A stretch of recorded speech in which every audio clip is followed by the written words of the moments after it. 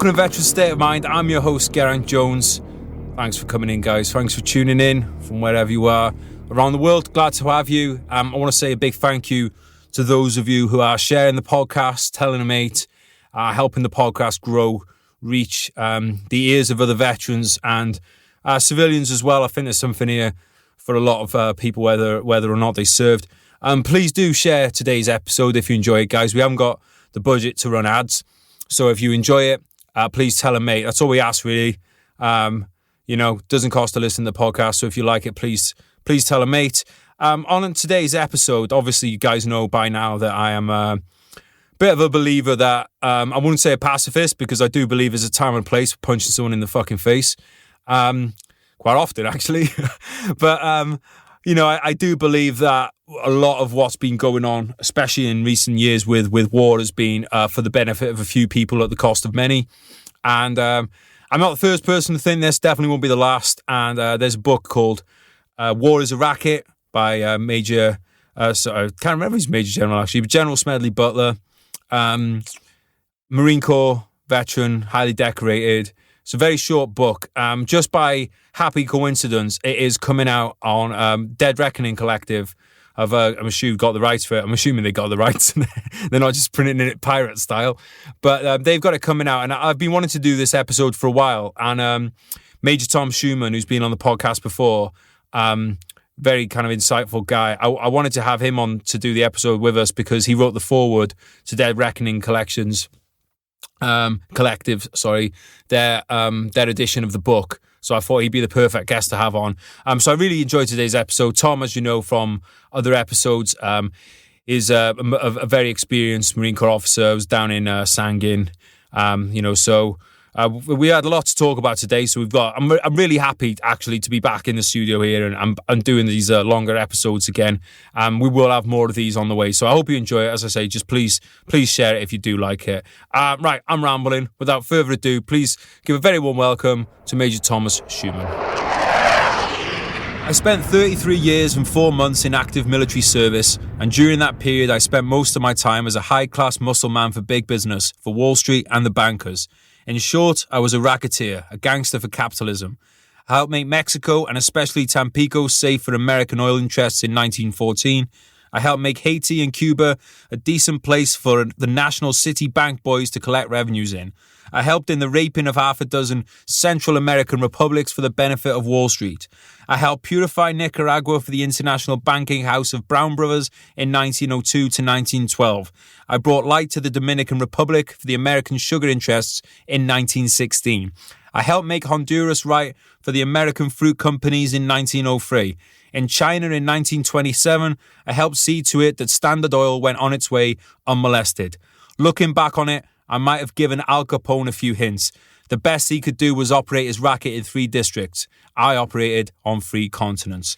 That is a quote from General Smedley Butler, obviously the author of War is a Racket, topic of today's discussion. And I am very happy and grateful to be joined by Major Thomas Schueman. Tom, welcome back to the podcast, mate. How are you? Hey, good. Thanks for having me back. Had to be you, mate. Had to have you on the podcast for this for many reasons. One, because you have a fantastic new moustache that I wanted to stare at, and also because you are the military literary go-to in my opinion, and you made a very interesting video, which was kind of a rebuttal to Jocko's breakdown of this book. And I want to say, before we go into it, I'm a big fan of Jocko podcast, and I'm a big fan of Jocko. I think his work helped me through some dark times. I even mentioned him in Brothers in Arms because the extreme ownership and that kind of mentality, I think, has a lot going for it, really helped me. That being said, I don't think Jocko is right about everything, and I definitely don't think he was right about War is a Racket. And the whole thing about discussion is that you need 2 sides for it. I think Jocko's done one side, and I think me and Tom are going to do the other. So before we get into it, it would be interesting to know when you came across this book for the first time and, how your thoughts on it might have changed from when you first read the book to kind of where you are in your life now. Yeah, my evolution to coming to that or joining Smedley in that conclusion is kind of glacial in pace. It's hard for you to come to that position because it's something you love so much and hard to take an objective, unemotional look at something you've invested so much in. And so for me, it was 2014. A New York Times article came out and said that weeks after the advisors had left Thangan, where more British died than any other district and more Marines died than any other battle in Afghanistan, that within weeks of us leaving, the Taliban overran the district. And we're and so I'm thinking like they're in our fobs, in our posts, uh, and just like, are you kidding me? And I read This Kind of War by T.E. Fehrenbach around the same time, and it's a book about Korea. And at the end of the book, he's discussing how they're essentially the U.S. and Korea both have essentially agreed to the terms of the armistice. They both know the armistice is coming. Things have settled at the parallel, but they're delaying for a marginal positional advantage along the demilitarized zone. And what they're doing throughout it's almost a year where they're essentially know that the war is over, but they're still sending companies and battalions up hills. The entire company gets wiped off the map. And then what happens is after wave of assault, the Americans take the hill, and then a general would look at the map and say, "Oh, actually, that kind of conflicts with the left lateral limit of hill 458. Bring them off hill 253." And it's like all those guys are dead and dead forever, and all that human potential because you wanted a cleaner line to put a pin in on a map. And I'm like, what the fuck? And so I think that is when I started to have my cognitive dissonance, Mm. right? And a little bit of an existential crisis. And about the same time, it's probably the first time I read Smedley's work. And as I wrestled again with what does that mean to my own service, it's still something that I think I have a pretty good idea of what that means now. But I had a hard time because I loved it so much because it was so meaningful to me that I said, well, could it really be a racket? Yeah. I mean, one of the things I say, because I know a lot of people will have the similar thoughts today, and I want to get this out of the way because I want people to be open to what we're talking about, and this is going to be hard for some people to hear. It was hard for me to hear, and I will compare it to this, right? I've been cheated on in a relationship, and when that happens, you start to ask all kind of questions of what did I do wrong? Am I worthless? All these kind of things, and it's almost the same when you realize that what you put your heart and soul into in the military was not exactly what you thought it was either. But then the conclusion you come to is it doesn't mean that what you did was any less kind of important in your life because you still met the best brothers. You still tested yourself. You still tried to help the local people as much as you could. None of that is diminished by what me and Tom are going to talk about or anything like that. Would you agree to that? Right? Yeah. One, we're not victims in any of this, Mm-hmm. especially us volunteers. We wanted to go, and ultimately, I'm grateful that I went, and I wouldn't change it, and I would go back and do it all again. And these men and women that sacrificed their lives, they weren't victims. They were doing something they believed in, and fighting and dying for something that you believe in. You know, is what better way to go than in a pile of brass? Rather than a cold, bleak old person's home. And so their sacrifice meant something. What we did meant something.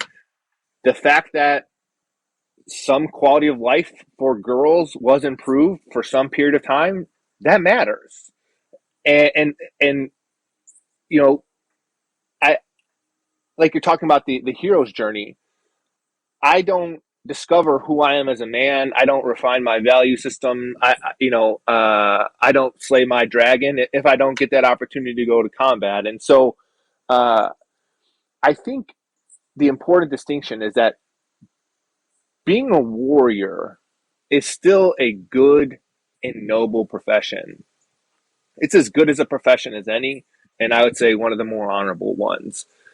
For guys like us, I think it's more than that. It's a calling. There's something inside us that said, "I want to Mm-hmm. go fight," and so I think that has been a noble profession since the beginning of man here, but it's often used for ignoble aims. Mm-hmm. This is nothing negative about the warrior to me, because I believe warriors are a necessity in every society, and it's a good profession, but it's more a critique on how we're employed. Yeah, and I would agree with you, mate. And yes, you and I both wanted to go and fight.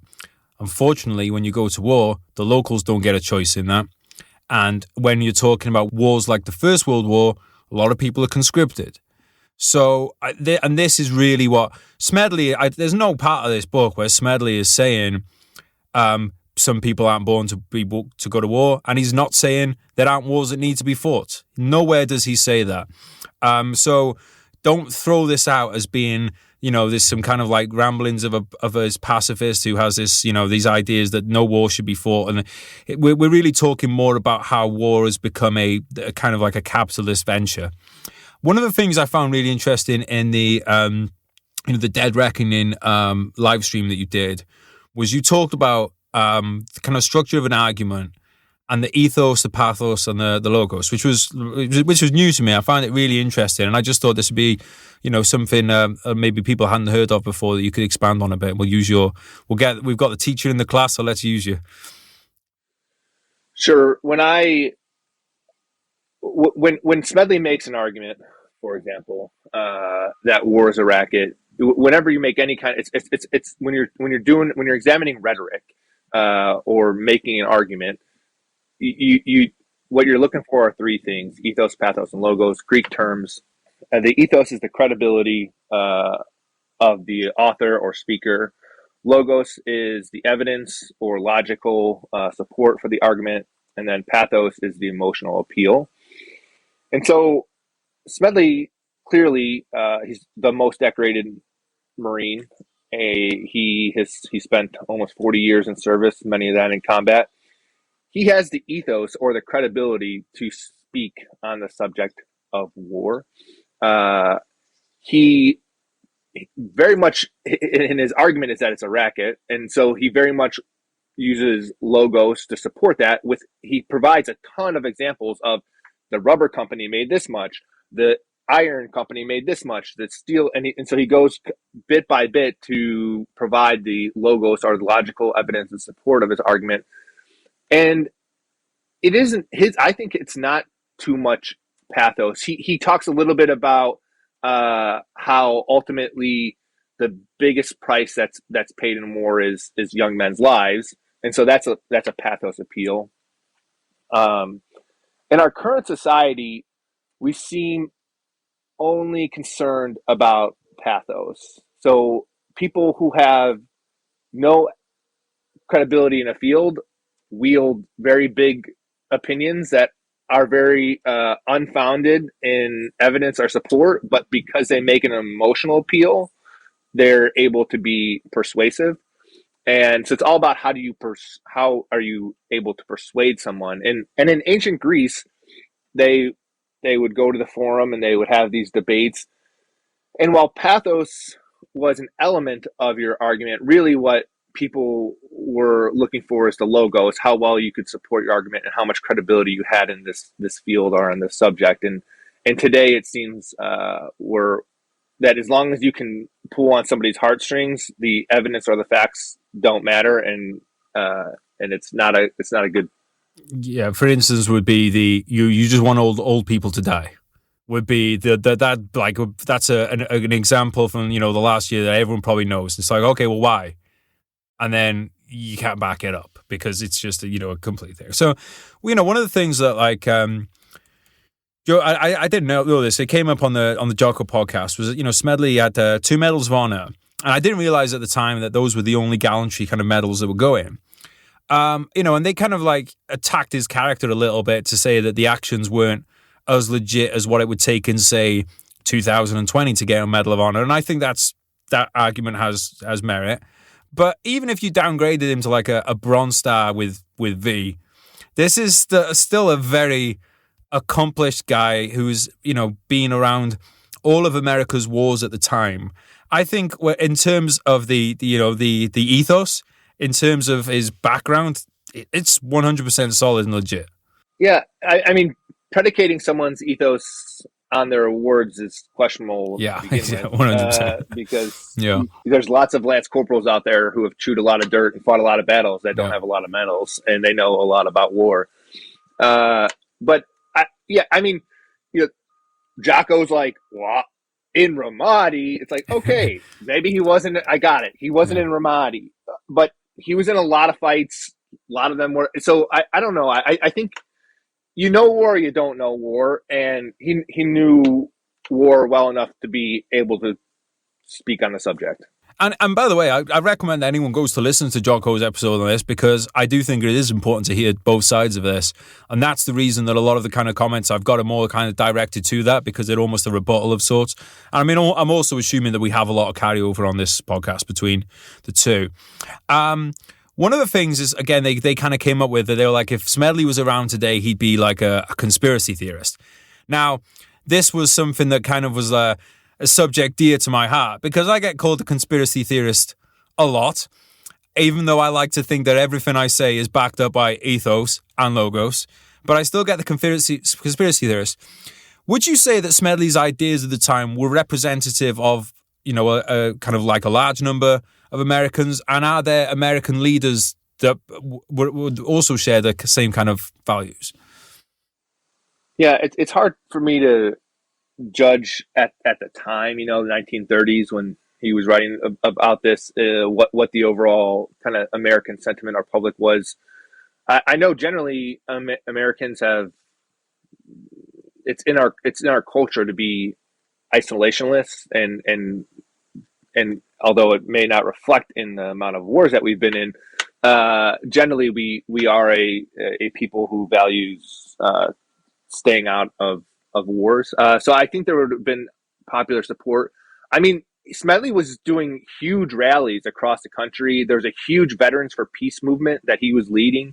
And, when I was reading his bios, what I admired is veterans were off their ass and on the front lines for peace. And that all over the country, these Veterans for Peace that had got back from World War I were like, fuck this. And they took a stand, and they so I do think his message was resonating. And anecdotally, in modern day times, whenever I kind of post in my story or allude to anything about war being a racket, there is significant support throughout the veteran community of people reaching out and who seem to share that kind of sentiment. So I think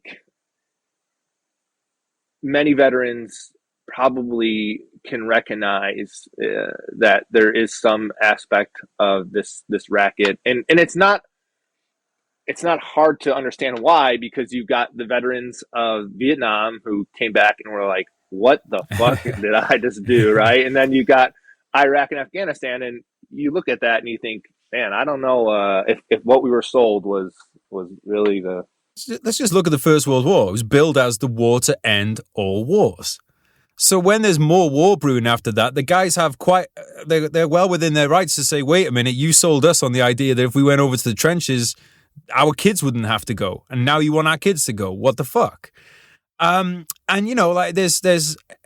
there's incidents as well about I found that the the bonus army. It's not something I knew about. Can you tell us about that? Because I found that particularly interesting in terms of, Smedley's kind of motivations into seeing the racket for what it was. Sure. Smedley talks about essentially the World War One soldier ended up giving all his pay back to the government. And one of the parts of his salary that he had to give back to the government was through some bonds, but that they would be able to collect these bonds at some point. And it's the Depression, and these guys say we want our bonds, and the government said no, you can't have them. And the veterans marched on Washington in force, and they were in camps all around D.C. And MacArthur and his boys rallied up and straight up assaulted and attacked and killed veterans who were in this bonus army who were marching on Washington to get what was rightfully theirs. And I mean, what an ugly mark on our history, where you have the army attacking the World War One veterans, beating the shit out of these guys, killing them in these camps because they wanted their bonus that they were promised. Pretty ugly. There's another one as well, and this is going to tie into, because what I want to do at the end of this podcast is tie a lot of this into the Afghanistan situation, because obviously both you and I were there, and it's not long ago since the pullout. There was a political plot which attempted to recruit Smedley, and what I found really interesting about this was that Smedley couldn't be bought. So the people that were behind this were some of the biggest, kind of wealthiest people. And then what interested me on the Jocko podcast was like, and then he's like, there's these stories about how kooky Smedley was. And it's like, yeah, because the people who tried to recruit him are the people who own the newspapers. The same as now, big business. So I'll use an example. Yesterday, the Washington Post put out an opinion piece saying about how people should just get used to staff shortages in stores, etc., etc. Well, the Washington Post is owned by Jeff Bezos. And the same day, Amazon announced that they're hiring 150,000 new people. So you can't look at a newspaper in isolation. You have to look at who uses newspaper. And I thought this was incredibly a naive thing of Jocko to not see that this was the case of Smedley being thrown into the bus. Yeah, I mean, so Rockefeller came to him and some of the other elites at the time and mentioned a desire to do some type of military takeover. They wanted to do a takeover, and they wanted to see if Smedley could rally the troops. And Smedley's a patriot, and he went and reported that these guys were what they were attempting to do. Now, Time magazine, he was on the cover of Times, cover of the New York Post, and they're just smearing him, saying, crazy old Smedley.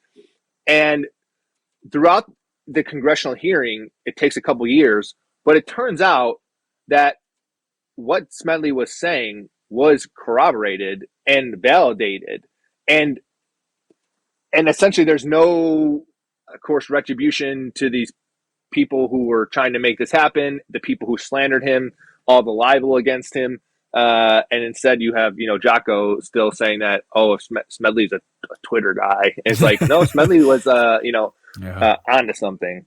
I think it's fair to say that the racket doesn't work without patriotism, because if you were to tell people what the truth of the matter is, obviously they're not going to go and do it. So you have to have one reason, and that reason is patriotism. And it's something that America is very well known of. So in your mind, just a bit of a kind of a wider question, what do you see as some of the pros and cons of patriotism? Yeah, we confuse what I think patriotism means. And so too often patriotism is viewed as unremitting support of the U.S. in any and all kind of circumstances, or unquestioning, the government, or complete support no matter what. And I think that's not what a patriot is or should be. And so the media is so afraid to be painted in a picture with a negative connotation to supporting of the troops and society as a whole, that if you have any perception that you don't support the troops, or you immediately get crushed in our culture. And what that does is it allows you to be marketed and sold lies wholesale without really any inquiry or challenges or critical thinking. And so to me, a patriot is able to be someone who loves their government, but or loves their country, but doesn't love their government, and who's willing to question the government's motives and challenge them when appropriate. That to me is probably a better definition of a patriot. I think it's very important to understand that it's a false choice to say that you have to, if you don't support war, you don't support the troops. It's a very, very false choice. So if you're ever presented with that, people need to push back on it, because supporting war is very different to supporting the troops. They are not one and the same. You can do both together, or they can be separate, or they could be or neither. It's antagonistic, I would say. It's, if you really, and that's where we conflate, like you're saying, supporting the troops with supporting whatever war, and it's the opposite. If you support the troops, you support peace. If you really care about the troops, you tell your senator, your representative, don't go get those boys killed over there. You really you should. The best way to support the troops is to be an advocate for peace. Absolutely. It should be a absolute last resort. And so, okay, there's a couple of things in here that, because a lot of like what Jocko's take was compared to like mine and Tom's is just opinion, but there's a few things that are just like flat out factually wrong. One of which is, in retort to what Smedley was saying, Jocko was saying that America doesn't take territory in war. I know you and me both think that that's bollocks, and I would say the facts bear us out on that.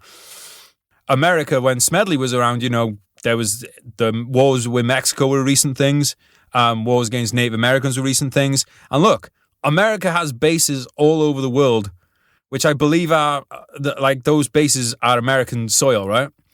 So America, okay, maybe technically America doesn't still take places, but when you've got bases all over the world, I think that is a very thin argument to say that it's not still taking territory. I mean, much of our history involves taking territory. I mean, like you said, the Mexican-American War is a great example. That Texas, what we know as Texas, was basically Mexico at the time.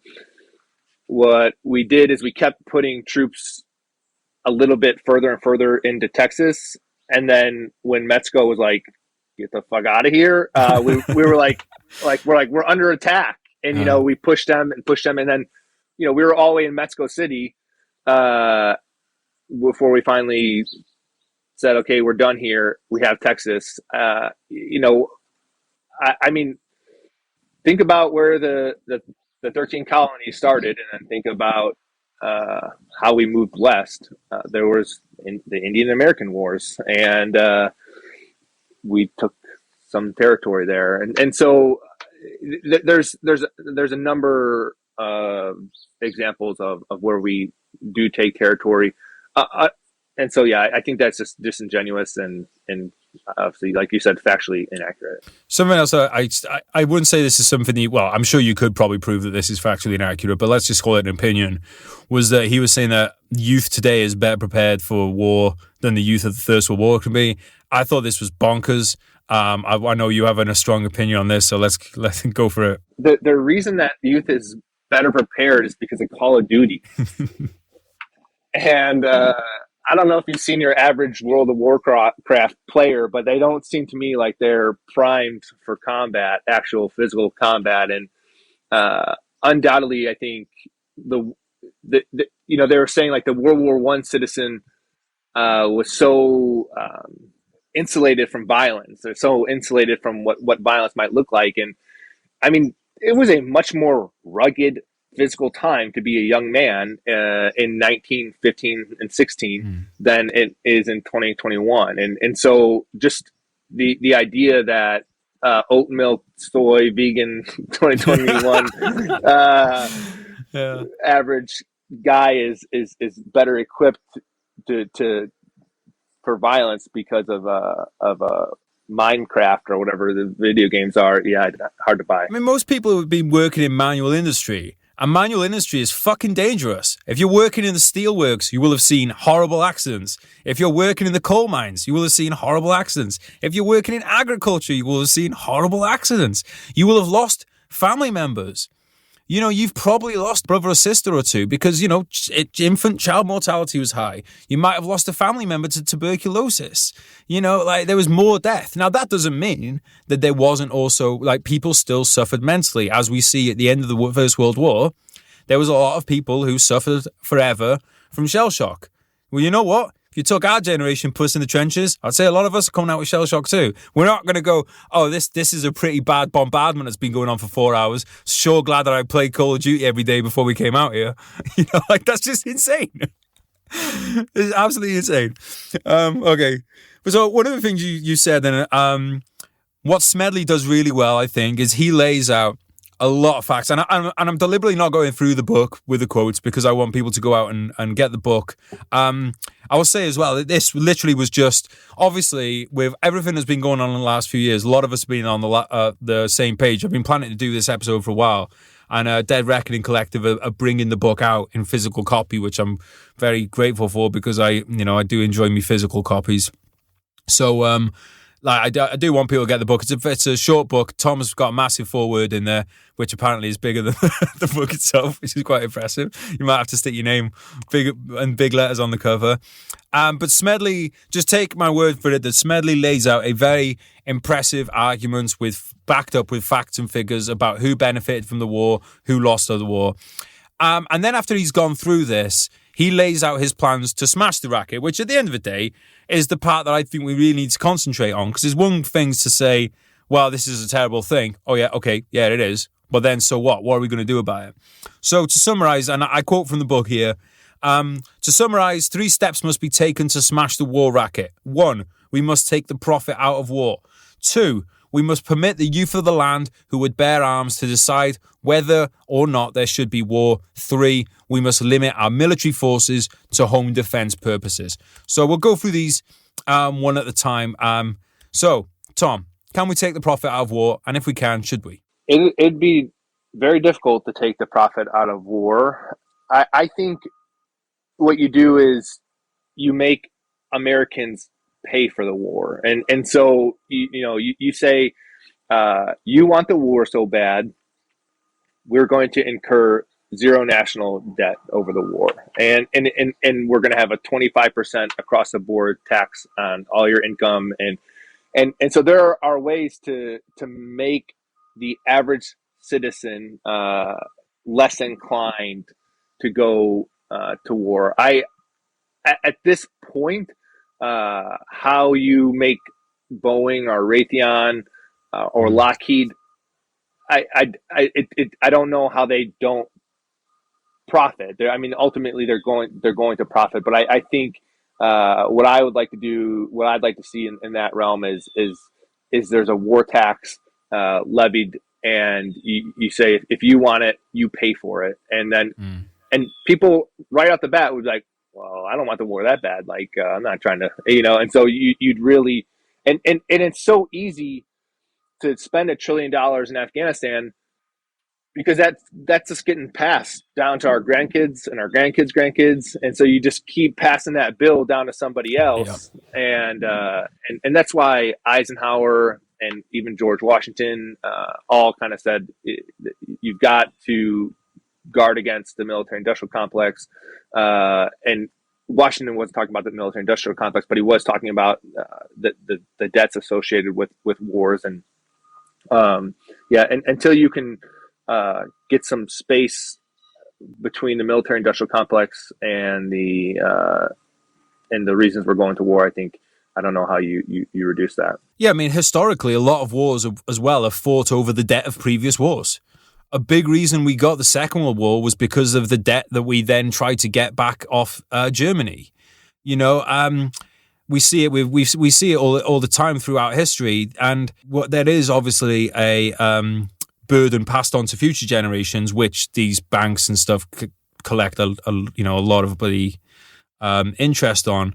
But also, it does come out of your pocket, it comes out of my pocket. But because it's not coming out, it's not on your statement, war tax. it's just come out of it from everywhere else. If that was on there and you were like, fucking hell, I've had to pay another 200 quid towards the war with this week. Like, what am I getting out of it? I do think it would be a very different story. I don't think profit should be taken out of war, but I think the massive point that a lot of people are missing, and I think Jocko missed this, even though he seemed to come to the realization a few times and then just walk away from it, was that, yes, having capitalism, if you're a capitalist country and you go to war, having competing businesses might end up with a better set of body armor. The issue is when those businesses push you into a war that you don't need to be in order to get that business. That is the problem. And he seemed to come to that a few times and then just be like, well, no, that can't be what it is. I'm going to walk it back. And that really is the thesis of Smedley's things. He's not saying that we don't want good equipment. He's not saying that there won't be wars. He's saying we shouldn't get into wars for profit. That part seems so disingenuous to me. The Marine officer that he has on there is like, I was at the Pentagon and they're developing a new helmet to stop 7.62 rounds, and I had my radio operator killed, and so do we not develop the new helmet? Do we think that do we not want our troops to have the best body armor? It's like, no one's saying that. Like, what like this is bullshit. Like, obviously we want the helmet, and this is a pathos approach, right? Do you not want the troops to have the best armor? Do you not want them to have a helmet? It's like, no, that's not what we're advocating. What we're advocating is that exactly what you're saying, is that the military industrial complex doesn't drive the war to increase the sales of the helmet and the body armor, which it's so obvious, but I don't know how they talk around it, and to me it was kind of trash. Well, I've got in my notes here. I feel like he's I feel like he's deliberately missing the point. Is what I have in my notes from that. And I also said, so let me get this straight: if American businesses can't profit from war, all the children will get raped. Was basically like that was the kind of like where it was coming from. Do you want to expand a bit on that one? Yeah, I'm trying to remember back. It was the I think it was the Marine officer talking at the time. But what did he say about the rape thing? It was basically along the lines of, there's evil people that are raping kids, and if we don't have the right equipment and stuff, we can't stop the kids getting raped. Was basically what it boiled down to. Like, dude, come on, like, what the fuck? Yeah, I mean, it's kind of that globalist interventionist. World police type mentality that do it like we talked about with the pathos earlier. Do you not care about old people? Do you not care about the kids? And look, no one's saying that we're okay with that or that we don't care about the kids. The idea is there's bad things happening all over the world every day. Do we have the hubris that we can stop every bad thing happening in every country all around the world, and as if our intervention actually creates more peace? Because you can look at Libya, at Syria, at Iraq, at Afghanistan, at Yemen. You can look at all these places that we've gone there to help, and quite often the situation is actually now worse. And so, yeah.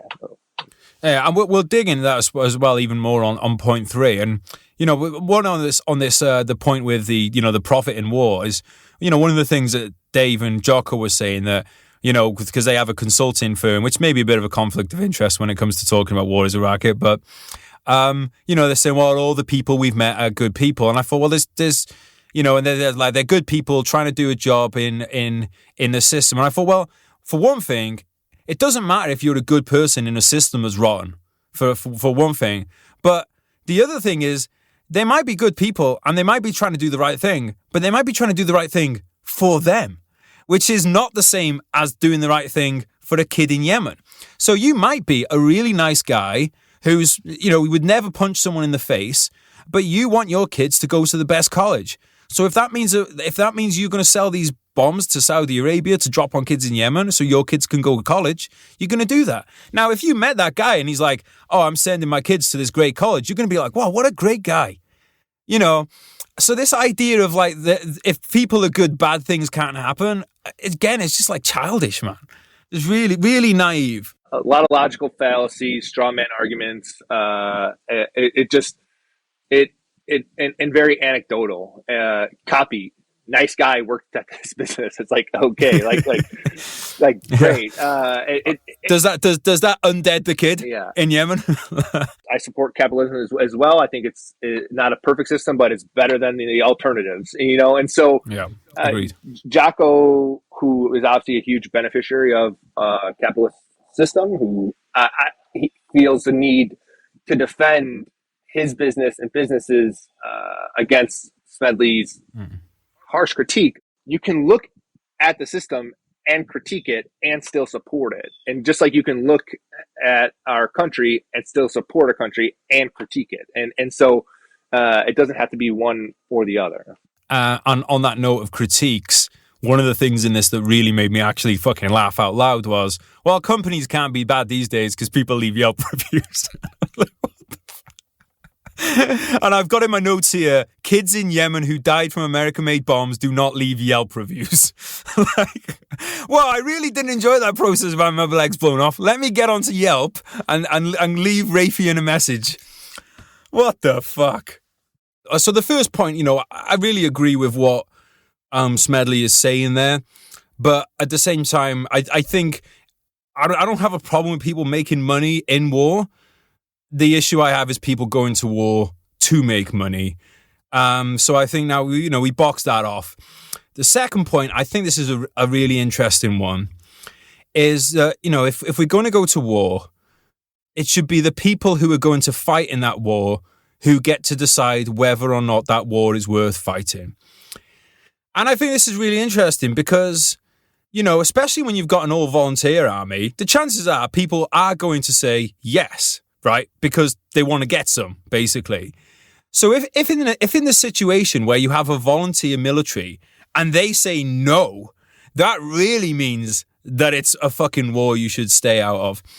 But, in terms of, because the other thing I want to talk about, as make a point of, when we're talking about war as a racket, it's easy to see it from a British perspective or a American perspective, but we have to remember, war is not just something that's owned by America and Britain. This argument is equally valid for countries around the world, and some countries still use conscription. And to be quite honest, the days of conscription and in America and Britain, just because they're not around right now doesn't mean they couldn't come back. So this is still a valid argument. What's your thoughts on this, mate? Given the people that would fight the kind of the veto of whether or not to go.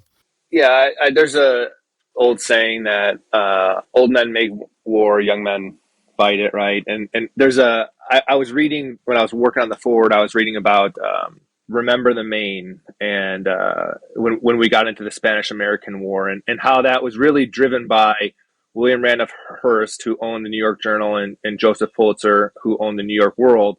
And essentially, they were ratcheting up the war rhetoric in order to increase newspaper sales. And so they keep coming up with more and more aggressive titles, and because it was selling papers, which ultimately kind of created the space to allow us to go to a war that people generally didn't want to go into. And George Orwell wrote in homage to Catalonia, all war propaganda, all the screaming and lies and hatred come invariably from people who are not fighting. And so I think when we talk about putting it to a vote, I almost wouldn't trust the military in that vote in so much as, like you said, it's 18 to 22-year-olds who want to fight. What I would do is put it to the general public and say all these kids are going to go die. And so when we were putting it to a vote, I think if in a voluntary setting, when only 1% of the population is serving, if you put it to a vote, the vote is still probably going to be generally yes.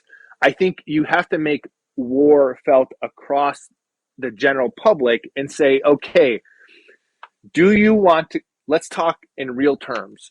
the war is going to cost $1 trillion. That's going to put the next 5 generations in debt. And to do this war, here's what we're going to require out of every American citizen. There's no streaming television. Netflix is gone. Amazon Prime is gone. Food delivery, Grubhub is gone. Uber Eats is gone. We're going to turn the Wi-Fi off. Everybody has to contribute to the war effort financially or through labor. Do you still want to go to this war? And as soon as you pose the question where it would be a modicum of inconvenience to the general public, people would say, no, I don't want to do that. Like you seriously asking me we're going to turn off all the sports. There's no sports. We need those guys. We need those young, fit guys to go fight. No more sports. And people would be like, oh my God, like, are you serious? Like, no, thanks. We'll pass on this war. We'll talk it out. But it's this idea where only 1% of the people bear any of the burden. It becomes too easy to support the next war, and especially when it's packaged like you either support the troops or you don't, which is a false binary. And so I think I don't necessarily trust the fighting man to be the decision maker in that. You would find the old veterans like us who would say, let's not do it. But if you ask 22-year-old me, second lieutenant me, do you want to do it? I'd probably still want to do it. And so a little bit unreliable in that sense. Even if you knew it was wrong, you'd be like, which I knew Afghanistan and Iraq were. I was like, no, this is bullshit. All right, I still want to go. So yeah, I kind of agree with that, mate. But the thing is with war, it's like, yeah, I want war. I just want my grandkids to pay for it, and I want my kids to fight it. It's just like, well, if you want it that much, maybe you should go and fucking do it. The people who are usually the most kind of jingoistic and the most kind of like the cheerleaders for war are very, not usually the same people that actually have skin in the game. When the Iraq war happened, I think that if there had been a vote in the UK, it would have been to not go to war. There was, I remember, hundreds of thousands of people marched on London. And, same with anything when it comes to a vote. It's the people that care most that actually turn up to vote. I think a lot of people, if you asked, would have just been like, didn't really care one way or the other, probably wouldn't have bothered voting. And I really think it would have been a landslide in terms of people turning out to say, no, we don't want this war. And that was in 2003.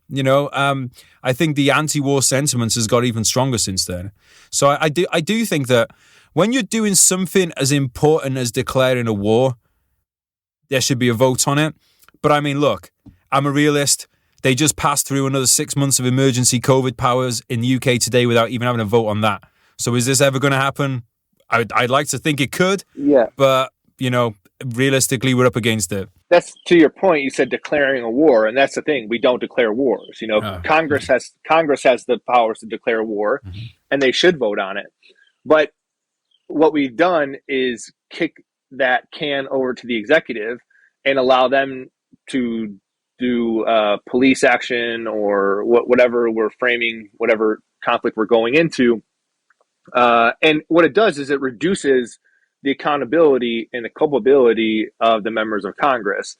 And it's because there is no accountability and because there are no consequences to the people who in positions of power, what you find is it's a lot easier to meander into a war because we fail to actually make Congress do what they're constitutionally required to do, which is declare a war. And maybe two more things. The idea that there's this popular critique, America isn't at war, the Marines are at war, America's at the mall, right? And I always say, good. Like, I fight so that my mom can go to the mall. Like, I don't want my daughter at the war. And so the idea, and so I think in a sense, it's good that I'm at war and my grandma isn't. But the only way to kind of, I think, effectively reduce the amount of wars that we enter is to make America at war, right? So, like I said, a shared burden, a sacrifice across the country, I think would lead to people being less inclined to getting involved. And when you're talking about it's the people who are unaffected who always are the biggest war champions. I was deployed to Australia, and we're in Australia specifically to counter stuff happening in the Pacific. And so when North Korea, while I was deployed, North Korea launched a rocket over northern Japan. And all these war hawks got on TV, and all these tough guy keyboard warriors are on Facebook saying, "That's it. We can't accept this. It's time to go. We can't allow it's." And I'm like, we got to do this. We can't allow this anymore. And I'm like, who is we? Because I know that I'm going to take all these kids into North Korea because I'm forward stage to do that, and we're all going to be dead. You aren't going to be there, and I'm looking at these kids who have families, and I'm thinking, I do not think it's worth us going to be a speed bump in North Korea because old Kim Jong shot a rocket over northern Japan, but yeah, when they're not affected by it, of course they could be tough. And one of the things as well is I think people have forgotten, because of the war on terror, I think people have forgotten what casualties in war actually are. You and I have both lost people that we served with, but the reality is we've never been in a position where the whole company might get wiped out. We always knew going to Afghanistan, we knew most of us would come back. It was as simple as that. We knew some of us wouldn't. But we were never in, I talk about my granddad a lot, bomber command. Something like 75%. Your chances of actually finishing a tour, I think, were like 1 in 4 or something like that. I mean, that's fucking real shit. And that was, you said there about Korea. It happened in Vietnam. Like you might lose a huge chunk of your company. And I'm doing a project at the moment about the Falklands. We're talking about fighting against an air force, actually having to worry about the fact that you might get bombed. It's not just you calling in bombs, the enemy can do it too. And I think that's part of it, especially with young people now who have they've lived their whole life in the war on terror, and they think war is losing a couple of guys on a tour. And it's, obviously that doesn't diminish what those families go through, but it's not as many people. There's a war memorial just behind where we record here that has, from a small village, probably 60 names on it from the First World War. One village, we go to the next village, there's going to be another 60 names, all the way from here to London, all the way down there, every village, 60, 100 people, and we've forgotten about that. The other thing as well is on this is, it's who's going to do the fighting usually comes from certain kind of, socioeconomic classes. Again, this is something I think Jocko had wrong. He was like, well, in Vietnam, it was affecting the rich people too, because their kids. No, it wasn't. They could get college deferments. They could get out of it. Trump got out of it. These people could get out of it. The idea that all the rich kids were going to Vietnam if they didn't want to go is just absolutely not true. And I think another important point with America specifically is, even though America has given up its kind of sons and some daughters to the fights around the world, it really hasn't given up its civilians. And that is why I think there's more anti-war sentiment when you come to Europe, because it's a lived experience. There's bomb craters. Half of my house was blown away by a bomb. There's bomb craters around here. There's, every village lost people that's serving, but London was bombed. Coventry was bombed. These cities were bombed. Europe was flattened. America's never gone through that. And I think that might be why America is a bit more of a kind of saber-rattling country than most others. What would you say that's fair to say? Yeah, I mean, America was attacked, Pearl Harbor, 9/11, but generally we have been immune to those persistent reminders that you don't have to go too far in Europe to. Is it the Coventry? What is the?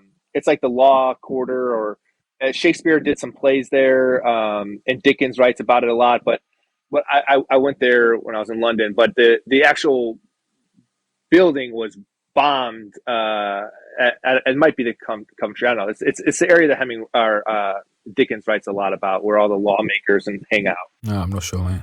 Yeah, but there's persistent reminders, and yeah, I think I'm grateful that we've been insulated. Yeah, because that's your job.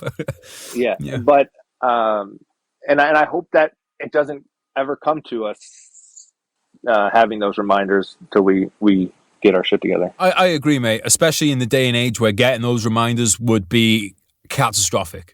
Because the days of a Heineken HE-111 coming over with some small bombs, those days are gone. Like, we're talking massive scale of destruction now. All right, so on to the third point then. Smedley says, we must limit our military forces for home defense purposes. What's your thoughts on this one? Big fan. I am a neo-isolationist. I believe in strategic restraint. I think it's congruent with what our founding fathers believed about this country. There's so many obvious counters to this point, and it's the interventionists or the globalists will say that you've got to be forward stage, or you concede influence in these other areas, or you've got to intervene when X bad thing is happening in the world, or you have a moral obligation to intervene. And again, they'll paint it in binary terms. Oh, do you want the kids to be raped? It's like, no, I don't. But I have to think about it. If it was me sending my daughter, would I say, yes, I think it's worth my daughter's life to go stop? And I think there's not much in this world that I would say it's worth her life. I do think that defense of the homeland would be, I'd want my daughter to be standing right next to me slinging lead. I think I do believe there are things worth fighting and dying for, and so did Smedley. And of course, by conceding your influence throughout the world, you accept risk. If you aren't in and around the Pacific Rim and with the South China Sea, China can potentially be a revisionist power, and so it's like, do you accept that? And to me, yes, I do. I understand that there is risk involved with it. I think that there's so much at home that needs to be fixed and addressed right now that we really have no business meddling other places until you get your own kitchen fixed first before you try to go tell other people how to organize their homes. I think you can drastically reduce the DoD budget. We have a nuclear triad in America. You definitely invest heavily in the nuclear triad. You invest in your strategic deterrence. You invest heavily in the Navy, and I think you just say, look, we're going to use that money that we cut from the DoD budget. We're going to focus on getting things right here and getting better healthcare, getting better education, and you could do that if you weren't funding a giant DoD across the entire globe. And you just make sure that people know, like, hey, if you enter into our coastal waters or come near our shores, you won't exist anymore. And so you increase your cyber abilities. Our cyber is one of the worst in the world. Increasing your cyber abilities, invest in your cyber abilities. You come with us. If we don't nuke you, we're going to literally cripple your entire power grid, your entire system. And so I think there are ways to deter conflict, to be strong at home. Standing armies are a threat to liberties. Standing armies also are, people get antsy and want to employ them. So when you have a large standing army, you say, okay, well, I want to do something with it, right? Human nature. And so you significantly reduce the size of the standing armies. And what people don't realize is by having these wars, you're not only sacrificing blood and treasure, you sacrifice so many of your liberties. And in my edits that didn't make, that I cut before I wrote the forward, I listed several Supreme Court cases that depict how willing our government is to sacrifice our civil liberties in exchange for increased security.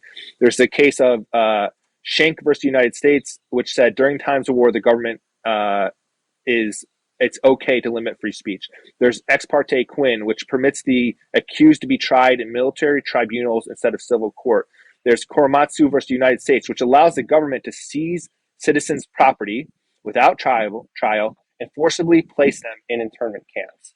There's Youngstown Sheet and Tube versus Sawyer, which says the government can take your private property and say your steel company is now a war manufacturing steel company.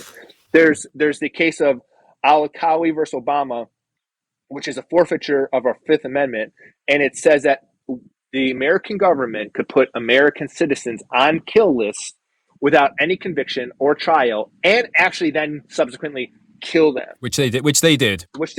And that not only did they kill the guy they intended to do, they killed another American citizen who was there that they weren't tracking that person was with this dude. And so if you value liberty, freedom, these things that are so endemic to our American culture, you should not want to have war, because the government has showed its cards. It said during times of war, we are happy to abuse your civil liberties. We're happy. You're Japanese, give me your house, go to this camp. You know, that to think that something like that couldn't happen again in the next great conflict, it's just, you better be careful what you ask for, because there is a historical precedent that you will sacrifice your civil liberties and your freedoms in support of the war effort. So I do believe in a defensive posture of home defense, a very strong nuclear triad, and increased cyber options, rather than in a robust Navy that stays within our 250 miles, I think is what Smedley recommends, of the shoreline, rather than what our current situation is. Noble listeners, please lend me your ears for a quick moment while we talk about today's sponsors. As you know, no sponsors, no podcast. We appreciate these guys very much. They're both veteran-owned, veteran-operated. Combat Fuel, you've been hearing me talk about them a lot. And the reason why is because I like them a lot. Products are fantastic. I use, to be honest, it's all I use now. I use the vegan protein. I get a few scoops of that in a day, because I go by the old rule with the protein. Obviously, try and get a gram of protein for every pound of body weight. So when you're as massive as me with these big old muscles, you need to get a lot of protein in. So I go for the vegan protein from Combat Fuel. And then before my workouts, I either use the pumped up pre-workout, which doesn't have caffeine. So if I'm having a later in the day workout, that's what I use. Or in the day, I'll use the regular pre-workout. I've tried a bunch of the flavors, haven't found one I don't like. And I massively recommend the peanut butter cups, which go amazingly with a nice brew or a wet, if you're a Royal Marine. Get them guys at Combat Fuel, and also combat-fuel.co.uk. They're linked up in the show notes. I want to say a thank you to the long-time supporter of the podcast, Zulu Alpha Strap Company, Bombers Watch Straps for Ali Blokes. If you don't know what that is by now, what have you been listening to? Bombers Watch Straps for Ali Blokes basically means a distinguished, fine-looking strap for your timepiece. As you know, guys, if you're in the military or if you're in any kind of law enforcement, I'm sure we still have a few law enforcement people listening to this, despite the bashing that they get from me and Joe.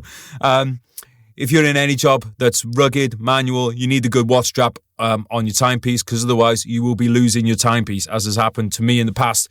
Not anymore, because I'm using Zulu Alpha Straps. All kinds of patterns, all kinds of colours. Check them out at Zulu Alpha Straps. Website and everything's linked up down in the show notes, guys. Both of these companies operated by veterans. Both of them give back to veterans, including this podcast. They make it possible. Please go out and support them. All right, let's get back to the episode. There's a few things in there, mate, I want to get into. One of them is, I'm just so with you on this idea of, we have to go to war to protect freedom. By the way, here's the Patriot Act. We're now going to spy on all of your stuff. It's wait. Okay, the bad guys flew a plane into the towers and killed people. That was awful. Why do you now need to go through my emails for the next... For forever? What has this got to do with each other? And we see this all the time. We've obviously seen it over the last year and a half massively. Continues to gather momentum.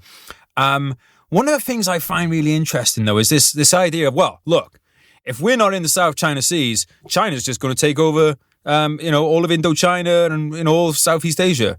Is it really? Because you know what? China tried to invade Vietnam before. They got fucking ass kicked. China have tried to invade these countries before. America failed in Vietnam. France failed in Vietnam. China failed in Vietnam. Why are we assuming that all of those countries just fall to China now? Really? That's going to happen? So that is a massive assumption off the bat. It's also an assumption that China actually wants that war. They might not want that war whatsoever. If they can take over things more peacefully, as in, gain influence more peacefully, why are they not going to take that option? People usually take those options only if they have to, unless they want to go to war for profit. And that doesn't really seem that that's what China's model is. It doesn't seem that they seem to be quite happy to wield that kind of soft power of trade, and these kind of things. And look, China has a lot of internal problems. And when a nation spreads itself thin, those problems don't go away. A lot of the time they grow. So, we're in this. One of the things, mate, that just really makes me laugh is there are people out there, and there's people in Britain too, there's people in America who literally thinks that Chinese boots on the ground in America and Britain is a possibility in the next few years. I just can't get my head around it. The combat credibility of China, there's experts who can kind of talk specifically about that. China is using other instruments of power, information, economic, right? And you read Sun Tzu, and everything you need to know about what China is doing is in the art of war. I mean, and they're not. It is not in their national interest to get in some large scale conflict. And they don't have to, because they're winning below the threshold of conventional conflict. They're winning the war all over the world right now through information and through economics. Whether that's controlling Hollywood, whether it's infiltrating the universities, whether it's stealing intellectual property, whether it's using the Belt and Road Initiative. I mean, there isn't there's very little reward for them to kind of conduct any type of large scale conventional fight. When you look at empires throughout history, what preceded the fall? What was late empire behavior? Late empire behavior was an overextension. It always was an overextension preceded the fall. An overextension in Britain, in Rome, you name it, you find the empire. It's this overextension will precede the fall. And so, I think if America can recognize right now that, hey, you are in Vietnam, Korea, Iraq, Afghanistan, Syria, you are overextended, fix the internal problems, and maybe there is another superpower, maybe another superpower rises, but that you can endure and sustain. But what history will tell us is that you lose a lot of these battles through overextension. That there is your fall of your empire, and I'm interested in the preservation and an enduring American superpower, and I think to actually preserve that, we need less intervention in the world and more focus domestically. Yeah, I mean, if there's one thing to guarantee a fight is to continually put your troops in the firing line with another army's fucking troops. It gives you zero margin for backing down, So, one of the things I found interesting with Jocko and Dave's comments is there was no way that they could kind of entertain the possibility that America shouldn't project hard power around the world. It just wasn't something that they could even go into. And, they're like, oh, if you don't believe that evil regimes exist, you're wrong. It's like, well, yeah, you know what, mate? Evil regimes do exist. And in a lot of people's eyes, that evil regime is America. Like, people aren't queuing up to fight America in a lot of countries because they think America is the world good. They think it's the evil regime. Why do they think that? Because there's constant fucking drone attacks in countries. America props up, whether you agree with it or not. You have to put yourself in the other people's shoes. What would it look like to you if you were an Arab and Israel was being propped up by American money and arms, and you were somebody whose family used to live there? I'm not saying one side is right or the other, but what I am saying is that if you are looking at regimes around the world that you might say what people think maybe is an evil regime, that might be one of them. Yeah, the globalists, these people that believe in liberalism, and interventionism, the idea that you wouldn't be all over because there's bad guys in the world and you need to be there. To me, it's a lack of foresight. It's a lack and it's just so much hubris. Mm-hmm. It's so much hubris. And so can you explain what hubris is, mate? This arrogance, this overconfidence that by us being all over, we can make sure that there are no bad guys in the world. And so I just, and at what cost? Okay, you could be all over in the world and you could stop every bad regime in the world. Theoretically, proof would argue the opposite. But, at what cost? And so it sounds nice. It sounds nice that, we're going to be here and we're going to be there. It's like, okay, that's actually some 18-year-old with a gun that most importantly is risking their life to accomplish that. And then also all the amount of treasure. And also, is it actually having the intended effect that you think it's having? And so, the inability to imagine a world where we aren't positioned all over is literally, some people can't fathom it. And to our America being perceived as the evil regime. Yeah, of course there are. When you look at good versus bad, I think those are usually not helpful terms to kind of measure or weigh things because I think they're just things are very rarely good or bad. Mm-hmm. And now I'm going to kind of speak out of the other side of my mouth. But ultimately, without a doubt, in our over 240 years, this country, as opposed to any other empire throughout, I think, human history, has undoubtedly been a force for good. Undoubtedly, the amount of power that we have, the amount of influence that we have, undoubtedly has done more good, has more benevolence, more to increase the individual freedom than any other empire in our history. So when Osama bin Laden says, I'm declaring a jihad on America because you have bases in Saudi Arabia, I can see that he doesn't like that we're in the Holy Land. On the flip side, Al-Qaeda's a piece of shit, and America's a really fucking great country who does a lot of great fucking things. I agree, mate. Like 100%. 100% agree on that. I love America. I think America is a force for good, but is also abused by the people who run it. Yeah. Unfortunately, it's the same as anything. I think one of the reasons America is in such a position of doing damage to the world is because people there want to do good. And if your good intentions are abused by the people, and this is one of the things I want to talk about next is, like Jocko's thing was you have to decide whether or not a war is just. And that's all great. But who's telling you whether or not a war is just? And this, again, comes back to the Smedley issue, the Smedley thing. And I just want to read something here I got from an article. And any articles I quote, by the way, I will link up in the show notes.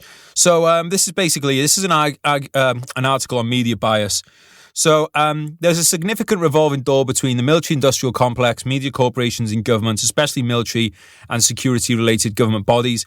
Cable news is one of the media industries with the most revolving door instances in regards to government.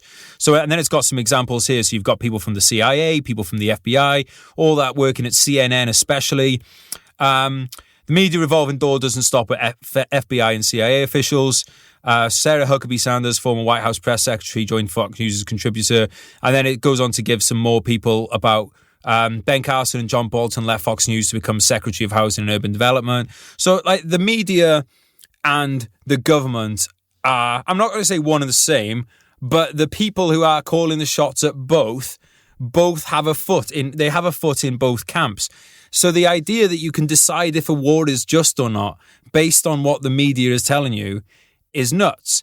So when it comes down to, all right, how are we going to decide if we should go to war or not? Well, how do we really know? And this is why I favor the defense force argument, because if you're being attacked in your home, it's a very open and shut case about whether or not that war is just. Any other war around the world you're very liable to be manipulated.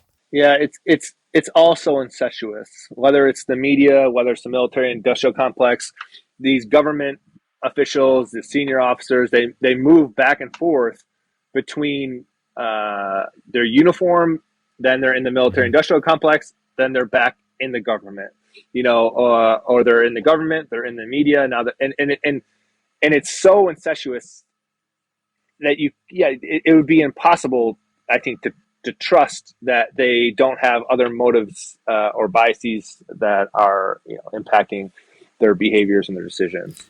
And it's funny because Jocko has his kind of paradigm of you've got to decide whether or not you have the willingness to die and the willingness to kill.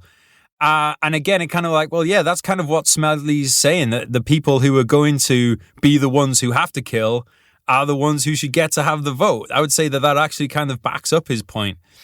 And one of the things that, Jocko and Dave did this, and I think a lot of people are guilty of it, is patronizing the idea of peace.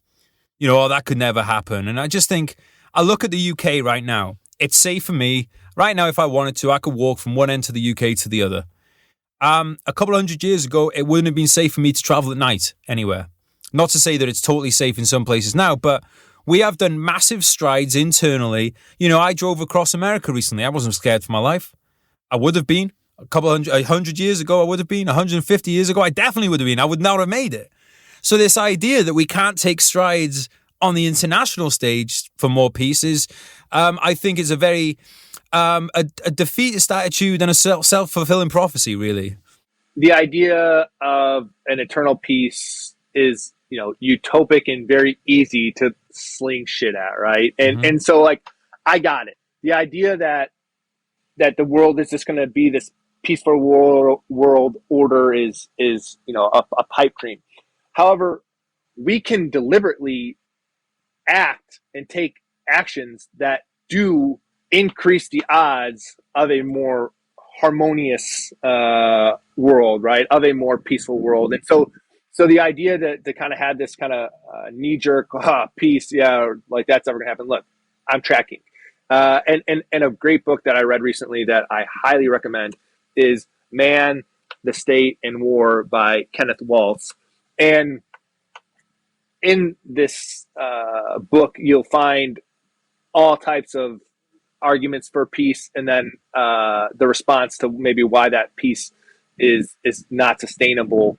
And he's this kind of this theorist guy. And is it more education? If more people just knew the horrors of war, would they? And I think no, because people generally end up, even if they know, they still just don't care. And it's this idea that man's ego, so long as man has an ego, he's going to covet something else that somebody else has. And so, like, I'm tracking that so long as you have humans, you will have conflict. So I'm yes, acknowledged, received. That doesn't mean that you don't strive for a better peace. And one key aspect of striving for a better peace are implementing some of these things that I think Smedley recommends. This might be an oversimplistic analogy, but look, there's a risk if I go out that I could have. If I go out looking for a fight, I'm going to find a fight. If I go out not looking for a fight, I might get in a fight. If I stay home, there's a very small chance someone comes into my house for a fight. Each one of those, there's at no stage is it totally off the table that there could be violence, but I can increase the chances of violence through through where I put myself and what positions I put myself. For instance, the idea of me going to a bar and poking someone in the chest, you could say is driving a fucking carrier group just outside someone's territorial waters. There's, again, Smedley doesn't say anywhere in the book that there shouldn't be a military. He doesn't say anywhere in there that there shouldn't be an arms industry to support that. But he's saying, keep it at home. And I just think that there's I would like to see that happen in Britain. And one of the other reasons why is because we never actually give our guys enough to do the job anyway. So it's always this thing of it's the worst of both worlds. We're a defense force who gets sent out to be an expeditionary force. That lacks an actual strategic goals with clear end states. Yeah, exactly. Just the worst of every possible scenario. And one last thing I'd say on Jocko before we move on to talk about Afghanistan is I found it very interesting that, and I'm not, not to bag on Jocko here. Like I said, I really love his podcast and stuff, but I just found some of this stuff really so interesting how it didn't kind of add up to me is that he believes in free markets and capitalism. And he thinks that, if you leave free markets without interference, that they will find the best solutions, i.e. a helmet that stops 7.62. But then he feels like there needs to be intervention on the global stage. So it's like, well, if you trust things to work themselves out when you're talking about businesses, why don't you trust states to work, states as in nations to work things out? And the reason why is because, as he probably admitted himself, states have meddling from governments, which is then what he is a proponent of. So it's like, look, man, if you want this same capitalist solution, which you're a fan of, to happen on a global scale, you need to take the government fucking meddling out of the strategic kind of level. Tom's nodding. He's agreeing with my point. So I'm happy with that. I couldn't get my head around that. Right. Okay. How does this relate to Afghanistan? Well, it relates to Afghanistan to the tune of over $200 million, 800 billion of which went direct costs of fighting. So again, I took this from an article which is linked up in the notes. It's, to put this into war in the Racket's terms, if one had purchased $10,000 of stocks at the beginning of the war, and evenly divided among those top 5 defense contractors, Lockheed Martin, Boeing, Raytheon, Northrop Grumman, and General Dynamics, it would now be worth almost $100,000. A greater return than any of the stocks and stuff over the last 2 decades. There you have it, really. Yeah. I mean, I think Afghanistan is a great example of a racket war. Yeah, and to me, it was so emblematic that there's a video of a Lance Corporal destroying an MRAP with a Halligan. And it's like, so here's this thing, this MRAP, which, costs $100,000 to produce. It's brand new condition, and then you're destroying it with a Halligan tool. It's like, if that doesn't show you how just god-awful wasteful, and that's such a micro example where the amount of waste happened on such a macro level. And I was in my forward, I don't really get into these details about what you just brought up, the statistics that you brought up, because I think Smedley does a pretty good job of explaining how these companies profit. And then I think you can obviously just extrapolate what Smedley's talking about to present day, which is kind of what you just highlighted. So I don't spend much time kind of detailing that part of the Racket piece in the forward.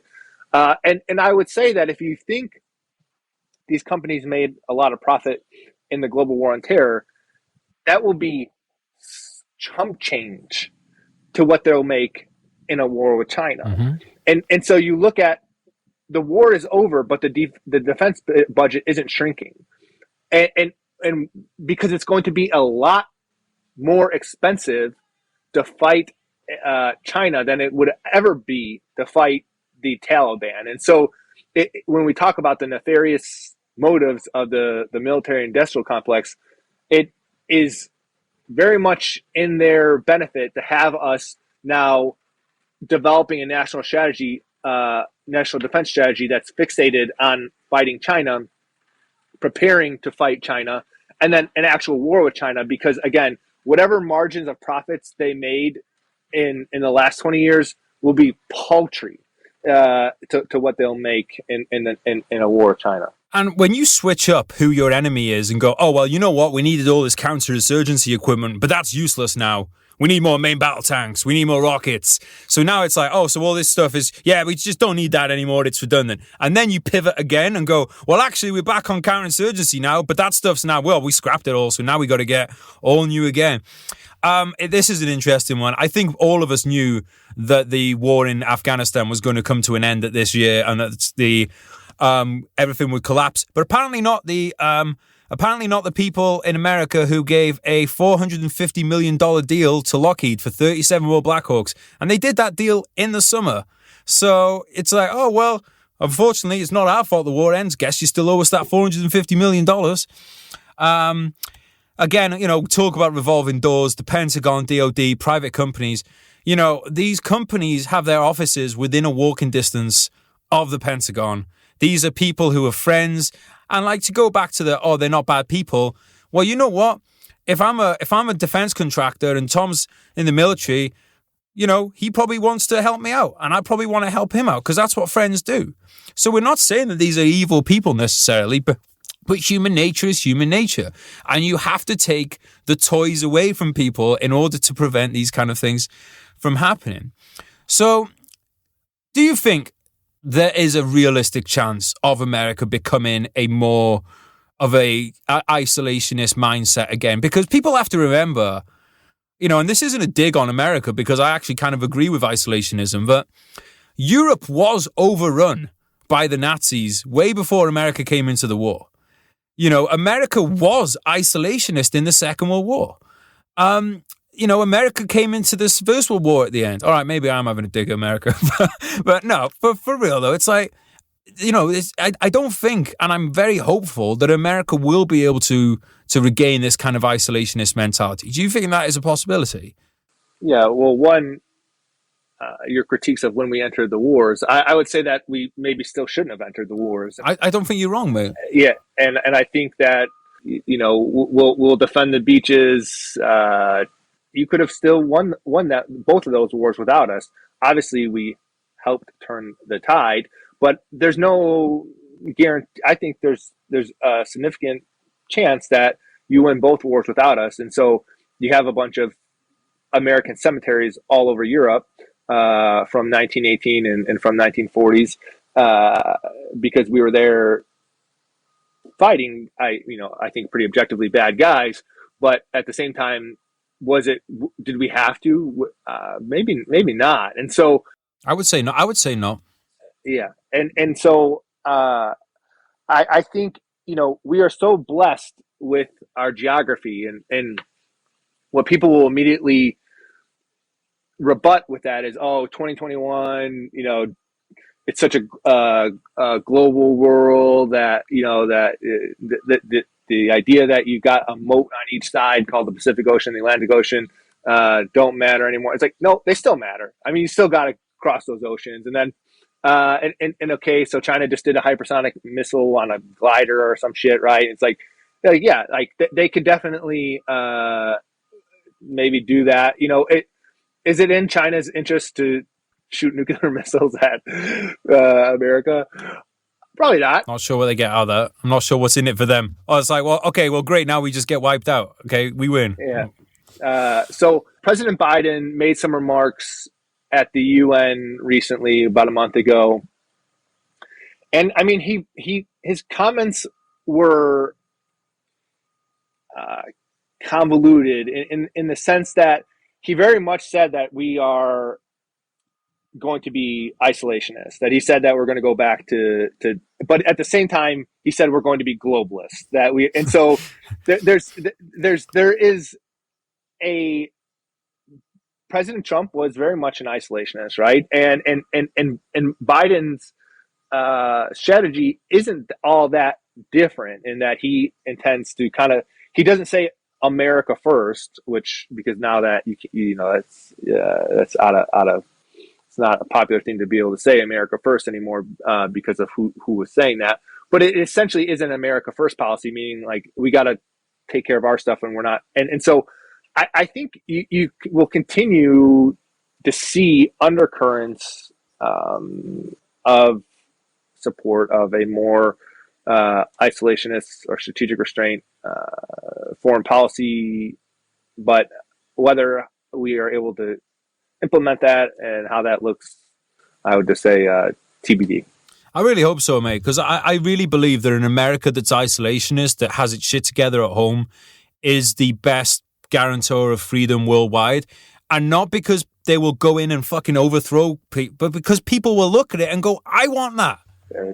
You know, that's what a lot of how communism was kind of brought down in the end. It wasn't by fighting. It was the people there going, because they started to learn more about what life was like in the other side of the wall. And they go, well, I fucking want that. I want to be able to get a better house. I want to be able to get a better education for my kids.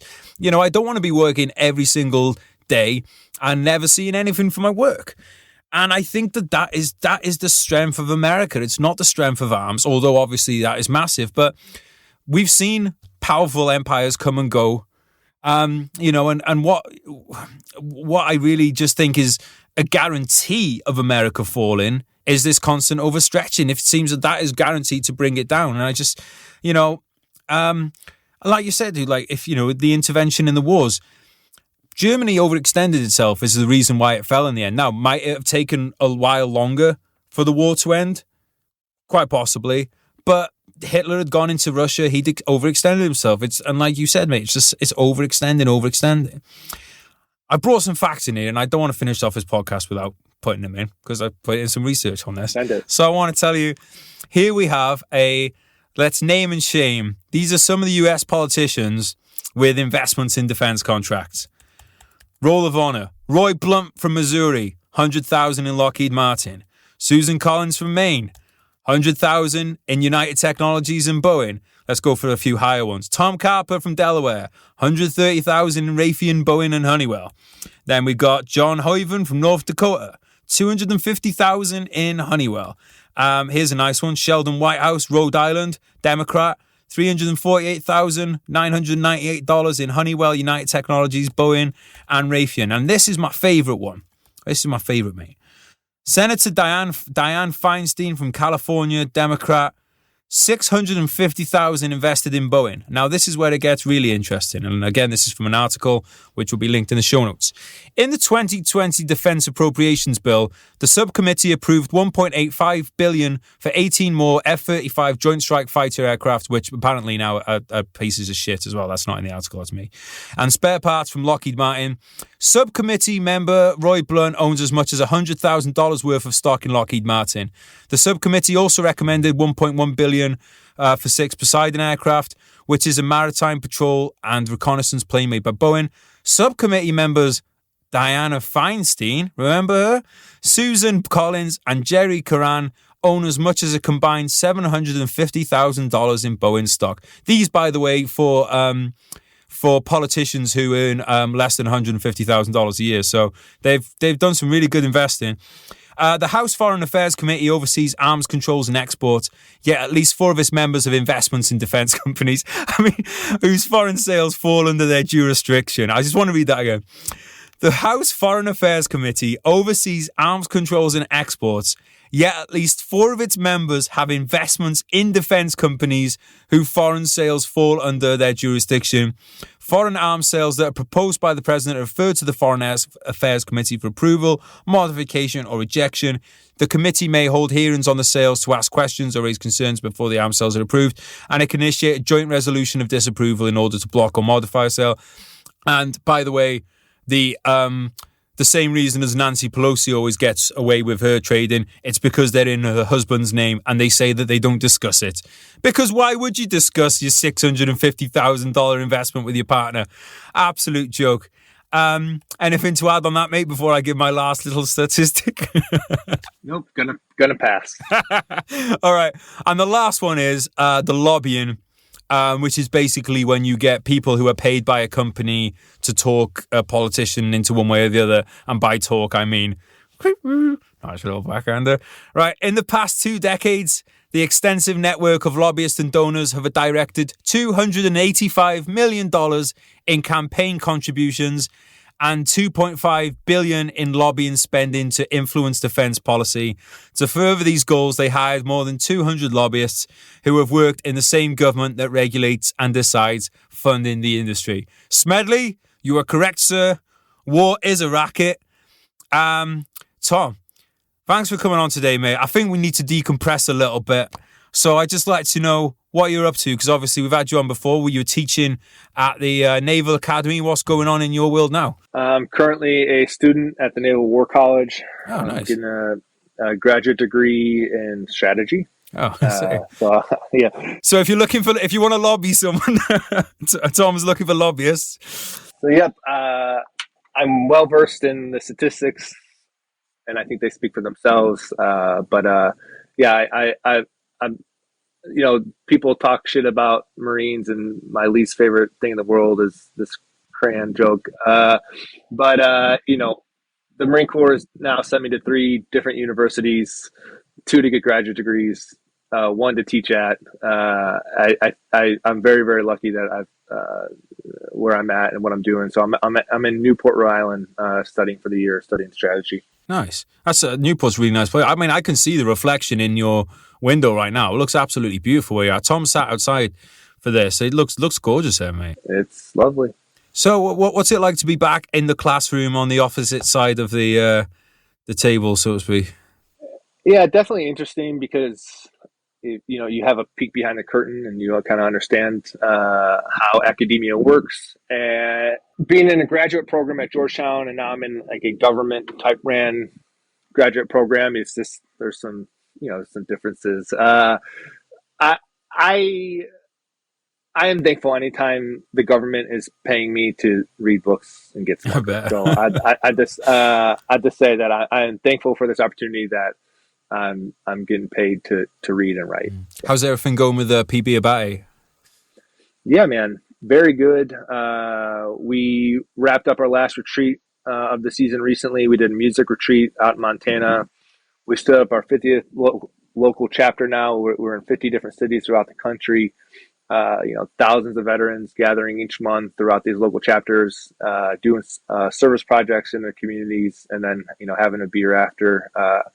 Undoubtedly, incredible things are happening, and a nationwide tribe is being developed, and we're challenging this veteran narrative that we're broken, damaged, need handouts. We're saying no, we're not broken, we're not damaged. We just need to be connected, and we need to continue to serve. And so, just a real honor and pleasure to be able to be a part of this mission. So, what's the service part of it? Because I think that's definitely something really important. I think for people to do. Yeah. So veterans are men and women of service. We need to feel purposeful, and we need to feel like we're sacrificing. And so,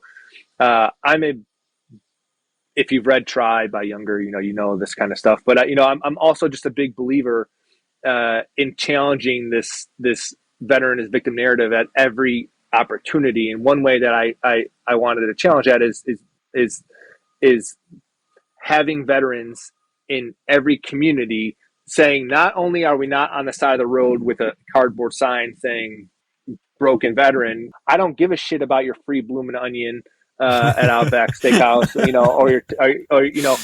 I'm not looking for anything. I'm looking for opportunities to continue to serve. And so we're not reinventing the wheel on service. As an officer, it's hard for me to not reinvent the wheel, right? But I said, hey, who are local trusted organizations within each community? We're nationwide, and we're the most inclusive veteran service organization out there because we say, if you served, you're in, right? No additional requirements. And so there's almost 20 million veterans. And so you've got a manpower of 20 million because eventually we will be the largest veteran service organization. And we're going to go and we're going to say, hey, you've been just doing the soup kitchen in Baltimore for the last 10 years. We want to help serve. And to me, that demonstrates to the community that, no, we're not looking for handouts. We're actually out here continuing to sacrifice and continuing to meet the needs within our communities. And so it does twofold, is it challenges that veteran and victim narrative, and it reinstills that purpose that I think is so important to people who wear the uniform. Mate, I think that's fucking amazing, mate. Like, really well done on that, and thank you for doing that, because I think that's massively important, and everyone is a winner in it. Where can people find out more about PB Abate? Where can people follow you? Yeah, so you can go to pbabate.org, or you can go to PB Abate on Instagram, and then I'm on Killzone on Instagram. I'll tell you what, actually, what I found interesting the other day, you did a little video about where the kill zone thing came from. So let's close out with that, because that was interesting. Sure. Probably most people assume it's some type of me trying to be hardcore, moto, hyper moto, and really it came out of my graduate work, my capstone project at Georgetown, where I argue that everybody in life is going to have an ambush. Everybody in life is going to have their tragedy, and no one is immune from tragedy or the ambush. And those ambushes are relative to the individual. And so maybe a fender bender or maybe your kid getting sick is a significant ambush to you. And I don't think there's a hierarchy, of who rates the highest ambushes, because if that is felt by that person, then I who am I to denigrate or say like, no, that ambush that doesn't compare to an IED, And so like I don't get to minimize what your tragedy or your ambush is. And so since we're all going to experience tragedy, we're all going to have that ambush at some time. I thought about it, and so kill zone is actually where you initiate the ambush. And so I said, we need to be more resilient because the ambush is coming. How can we stay out of the kill zone? How can we stay out of those kill zones, and how can we be more resilient once we enter into it? Because it is the infidelity, the cancer, the divorce, it's coming, And so can you be more resilient? And so I say, get your hands up. Expectations, a premeditatio malorum, a premeditation of evil, right? Life is the ring. You're in the arena, and Mike Tyson's going to get that punch in. You'd be a lot. It's not that you're not going to get knocked down, but if you have your hands up, you're going to sustain less damage, right? So get your hands up. And so it's a part of it is resilience, and then it's okay. You're in the kill zone and you're on the X, right? You've been wounded, right? You're hurt. How do we start to recover?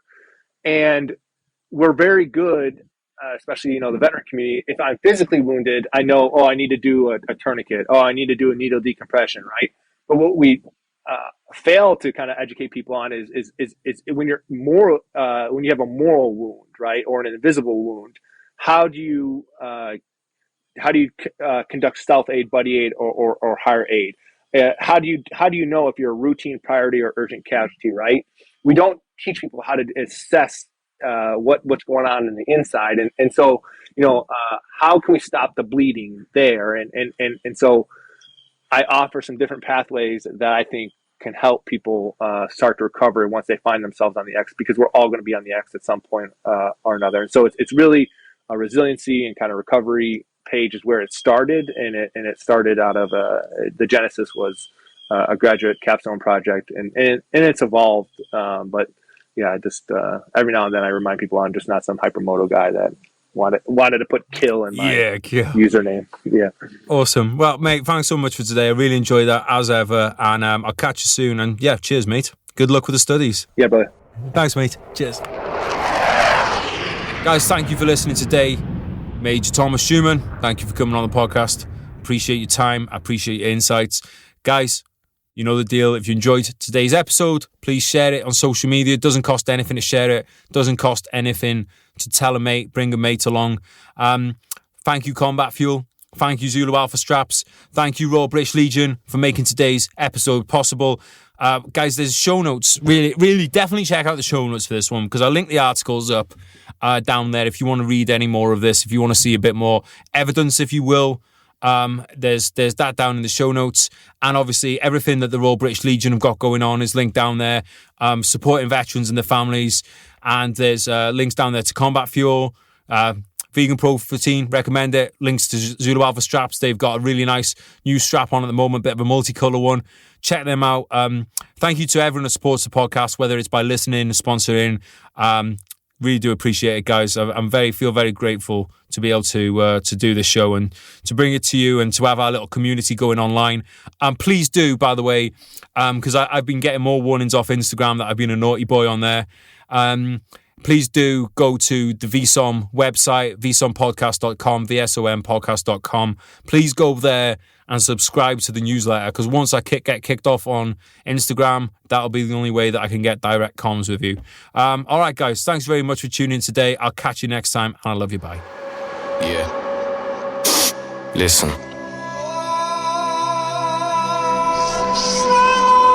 Shout out Teaser. You told me not to worry, and you wouldn't break my heart. You told me you were sorry, yeah, my whole world fell apart. You said it's not my fault, and yeah, I've never done you wrong. I'm grinding to a halt, now I can see you're moving on. I promised I'd get better, and I told you things would change. You keep me to the gutter, yeah, I'll never be the same. I've gotta let you go, now live your life and spread your wings. And yeah, you put on quite a show, and pulled the puppet strings. And are you sure that you don't want me? Remember all the pain, or maybe you should thank me. It's your loss and my gain. I'm leaving now forever, I won't hang my head in shame. But yeah, you've taken me for granted, and you should feel ashamed. You sold a dream to all of us, a dream that we'd all die for, a reason for us all to live and something we could fight for. I might just help a man up to his feet or hold a newborn, but no matter what I do, my hands remembering my rifle, yeah. Life's hard, I know that, still wouldn't change shit. I wouldn't go back, yeah, I wouldn't go back. Feelings I hold back, memories fade, yeah, they go fast, yeah, they go fast. Good times that come and go, survive the highs and lows. Just take it step by step, I guess, yeah, I suppose. Good times that come and go, survive the highs and lows. Just take it step by step, I guess, yeah, I suppose.